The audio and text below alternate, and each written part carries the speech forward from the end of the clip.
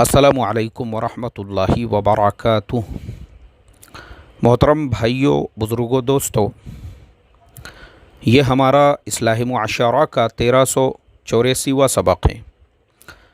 मोहतरम दोस्तों, एक नौजवान ने मुझे मैसेज किया, बोले मौलाना मैं पिछले कई महीनों से बेरोज़गार हूँ, घर में बहुत सारे हालात चल रहे हैं, कर्ज़े मेरे ऊपर हो चुके हैं, घर भी किराए का है, तो मैं ये चाह रहा था कि आपके तवस्सुत से मुझे कहीं पे कुछ रोज़गार मिल जाए। तो मैंने उनसे कहा भाई आप काम क्या करते हो? बोले मैं ये काम करता हूँ। तो मैं बोला ठीक है, मैं इंशाल्लाह एक मैसेज आपके नाम से नीचे आपका मोबाइल नंबर और आपका काम लिख कर कि ये हुनरमंद इंसान है जो काम की तलाश में है, इंशाल्लाह मेरे ब्रॉडकास्टिंग में या मेरे फ़ेसबुक पे पोस्ट करने के बाद जो भी लोग मेरे से जुड़े हुए हैं उनमें अगर किसी को उस काम से रिलेटेड कोई काम रहेगा तो वो ज़रूर आपसे कांटेक्ट करेंगे। अब उसके बाद उस नौजवान का मैसेज आया, बोले लेकिन उसके अंदर आप मेरा नाम मत डालिए। मैंने कहा कि भाई नाम क्यों मत डालूं?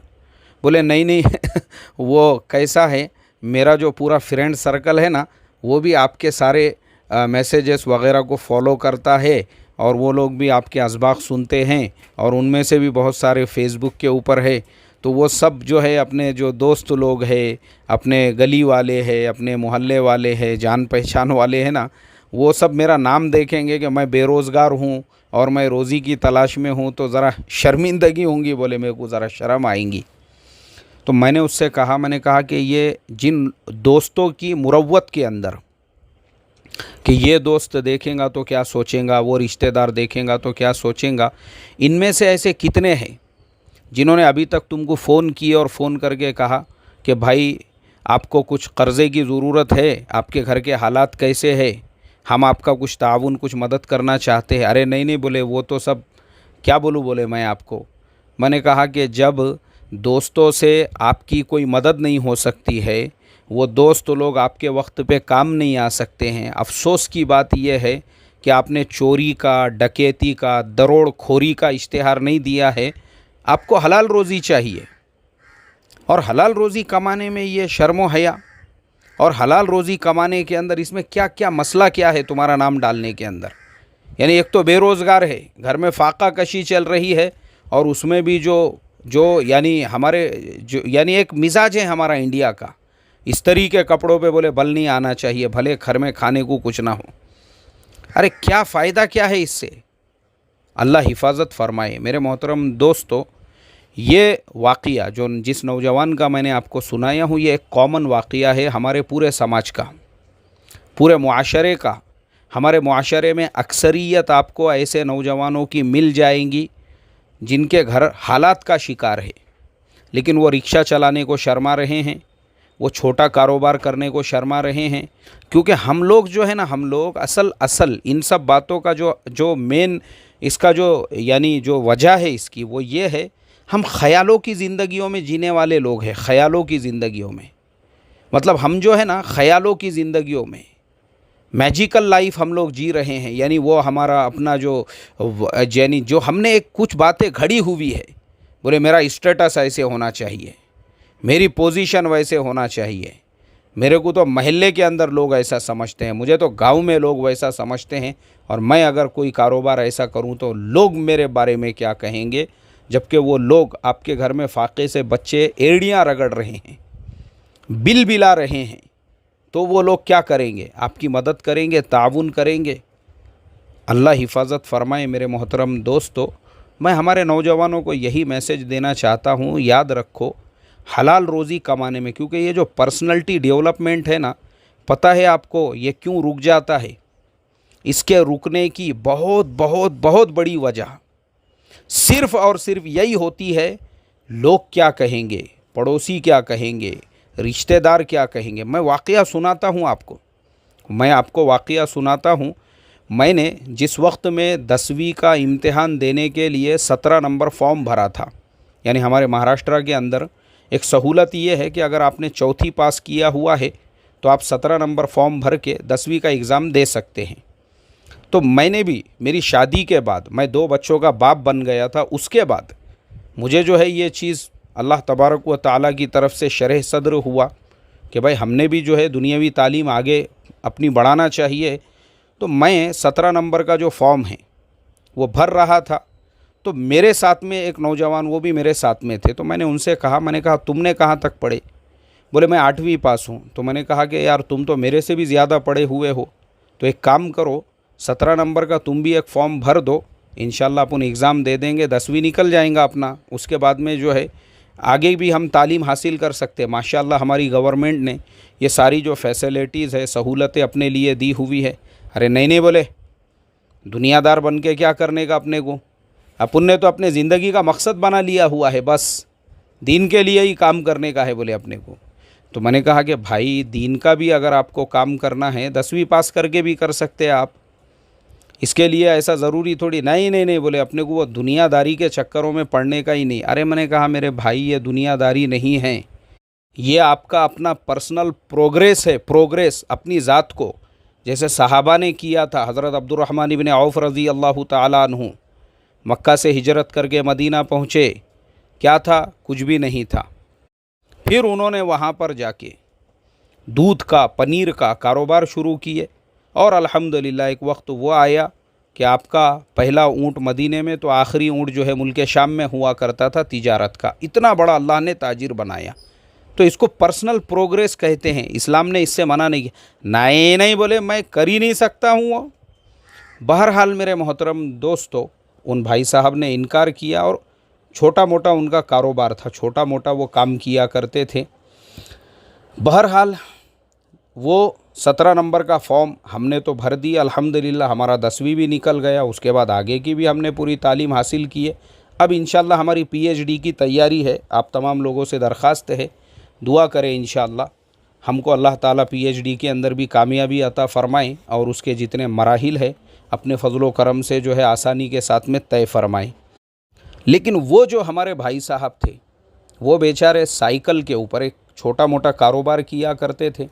तो मेरी उनसे अभी थोड़े दिन पहले मुलाकात हुई, हम लोग साथ में बैठे हुए थे, उनकी आंखों में आंसू थे, वो रो रहे थे, और उनके जुमले ये थे, बोले मौलाना जिस समाज के लिए, जिस मुआशरे के लिए, जिन लोगों के लिए कि लोग क्या कहेंगे और रिश्तेदार क्या कहेंगे और महल्ले वाले क्या कहेंगे कि मैं दुनियादार बन गया, इनकी मुरव्वत के अंदर बोले मैंने उस वक्त आपके साथ में 17 नंबर फॉर्म नहीं भरा।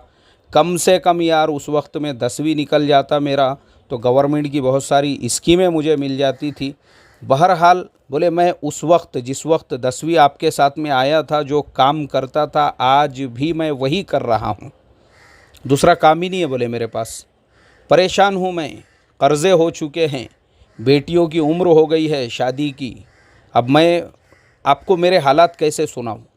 और मैं आपको ये कारगुजारी सिर्फ़ ये बताने के लिए बता रहा हूँ, मैं आपको ये बताने के लिए नहीं बता रहा हूँ कि अब मैं पीएचडी करने वाला हूँ, बल्कि मैं आपको ये बताने के लिए सुना रहा हूँ कि हम लोग यही चक्करों में दूसरों के लिए यानी ये क्या कहेंगा, वो क्या कहेंगा, अरे नाम उसका डाल रहा हूँ मैं, तेरे घर पे फाका है, बच्चे बिलबिला रहे हैं भूख से, नहीं मेरा नाम मत डालो बोले उसके अंदर। शाबाश बेटा शाबाश, नहीं मेरा नाम मत डालो बोले। क्यों? दोस्त देखेंगे तो क्या बोलेंगे कि मैं रोज़ी की तलाश में। यार रोज़ी की तलाश में है ना तू, चोरी डकैती की तो तलाश में नहीं है।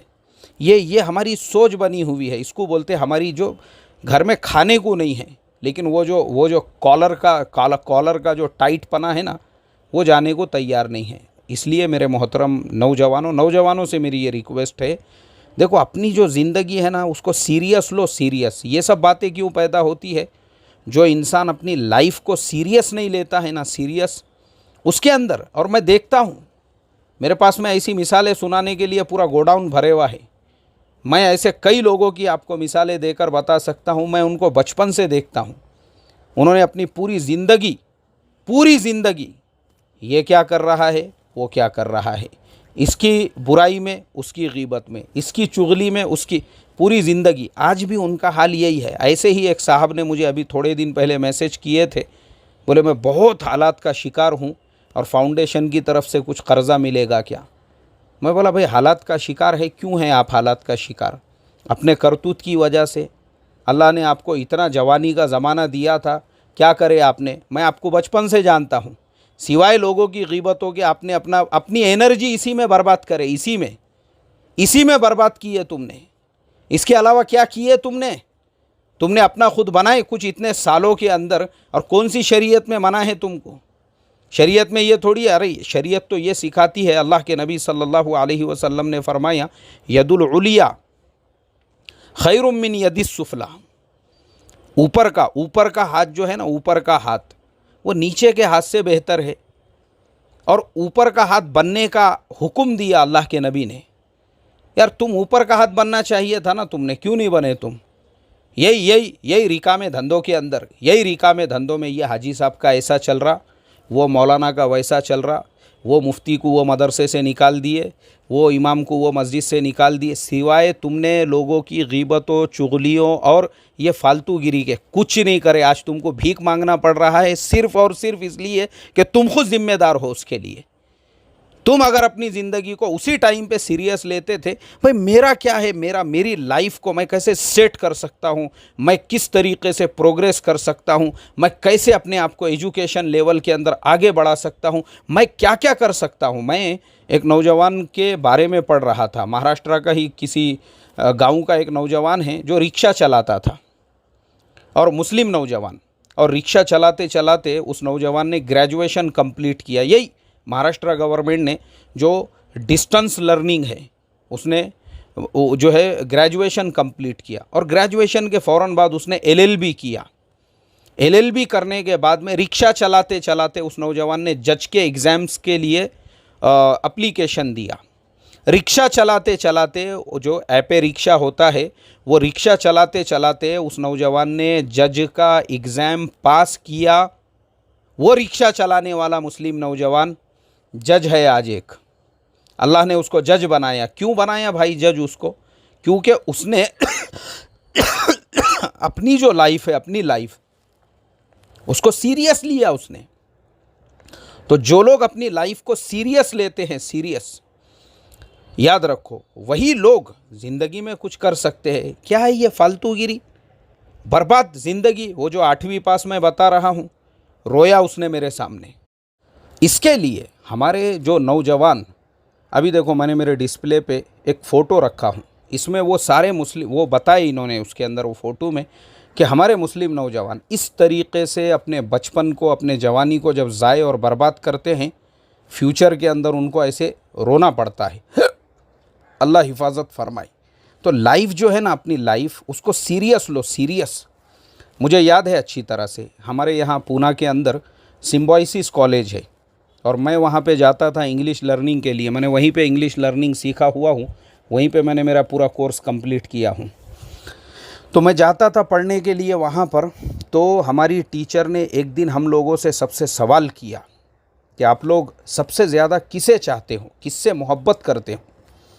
तो किसी ने कहा कि मैं अपनी बाइक से मोहब्बत करता हूँ, किसी ने कहा कि मेरे घर में एक कुत्ता है, मैं उससे सबसे ज़्यादा मोहब्बत करता हूँ, किसी ने कहा कि मैं अपने दादा से सबसे ज़्यादा मोहब्बत करता हूँ।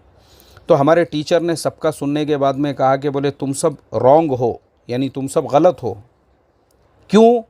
बोले इसलिए कि if you want to love someone, अगर तुम किसी और से मोहब्बत करना चाहते हैं, then you should be love your self.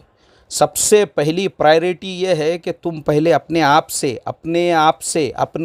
मोहब्बत करो, अपने आप से। अपनी लाइफ को सीरियस लो। जब अगर तुम अपने आप से मोहब्बत नहीं करते, अपनी लाइफ को सीरियस नहीं लेते ना, तुम किसी से भी मोहब्बत नहीं कर सकते, तुम किसी का भी भला नहीं चाह सकते, क्योंकि तुम अपने बारे में सीरियस नहीं है। तुमको अपना ही ठिकाना पता नहीं है, खुद के ही बारे में कुछ जो है ये नहीं है, तो तुम क्या दूसरों के बारे में ये करोगे? तो इसलिए ये पूरे सबक का ख़ुलासा आज के यही है कि हमारी अपनी जो ज़िंदगी है ये अमानत है। अल्लाह ने हमको क्यों पैदा किया? अपनी इबादत के लिए। हम अल्लाह की इबादत कब करेंगे? जब हम ज़हनी तौर पे मुतमईन रहेंगे, हमारे माशी हालात सही रहेंगे, हम अपनी लाइफ के बारे में सीरियस रहेंगे, तो इबादत भी सही ढंग से कर सकेंगे। ये घर में ऐसे फाका कशी के हालात है, तो अरबी का एक कौल है कि गरीबी जो है, गरीबी वो बाज़ औक़ात फ़क्र जो है वो इंसान को कुफ्र तक पहुंचा देता है। अल्लाह हिफाजत फरमाए। तो लाइफ को सीरियस लो, सीरियस। मैं बता रहा हूँ ना आपको, मैंने देखा हूँ भाई, मैंने देखा हूँ, मेरे बचपन से देखते आ रहा मैं ऐसे लोगों को, सिर्फ दूसरों के फटे में टांग अड़ाने में पूरी लाइफ बर्बाद हो गई, और आज जो है कटोरा लेके खड़े हुए हैं दूसरों के सामने। अल्लाह ऐसे हालात से हमारी हिफाजत फरमाएं और अपनी लाइफ को सीरियस बनाने वाला बनाएं, यानी अपनी लाइफ को सीरियस तरीक़े से प्रोग्रेस करने वाला हमको बनाएं। अस्सलामु अलैकुम व रहमतुल्लाहि व बरकातुहू।